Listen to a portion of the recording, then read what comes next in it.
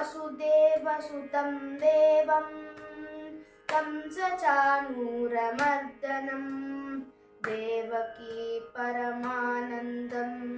कृष्णं वन्दे जगद्गुरुम् अतसी पुष्पशङ्कासं हारनूपुरशोभितं रत्नकङ्कणकेयूरं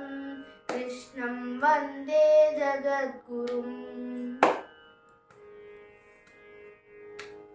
कुटिलालकसंयुक्तं पूर्णचन्द्रनिबाणनं विलसत्कुण्डलधरं देवं कृष्णं वन्दे जगद्गुरुम् मन्दारगन्धसंयुक्तं चारुहासं चतुर्भुजं बर्हिपिञ्चावचूडाङ्गं कृष्णं वन्दे जगद्गुरुम्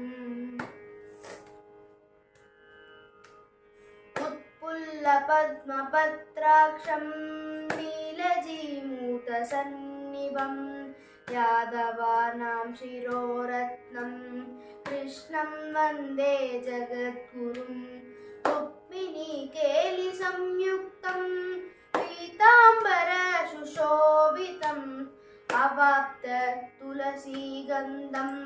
कृष्णं वन्दे जगद्गुरुम्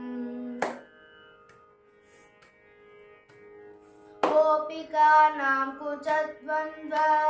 कुङ्कुमाङ्गितवक्षसं श्रीनिकेतं महेश्वासं कृष्णं वन्दे जगद्गुरुम् श्रीवत्साङ्गं महोरस्कं वनमाला विराजितं शङ्खचक्रधरं देवं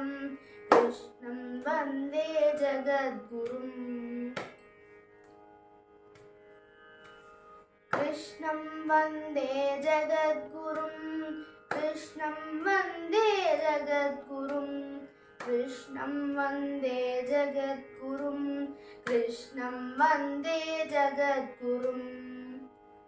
कृष्णाष्टकमिदं पुण्यं प्रातरुत्थाय यः पठेत् कोटिजन्मकृतं पापं स्मरणेन विनश्यति।